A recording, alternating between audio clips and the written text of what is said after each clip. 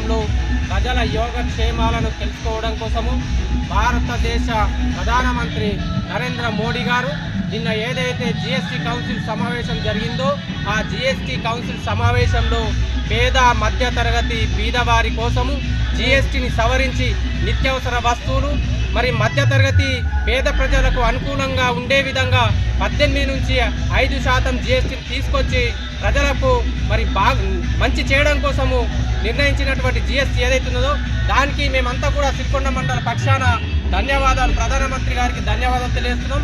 అలాగే ఆర్థిక మంత్రి సీతారామన్ గారికి కూడా మేము నిర్మలా సీతారామన్ గారికి కూడా అభినందనలు తెలియజేస్తున్నాం.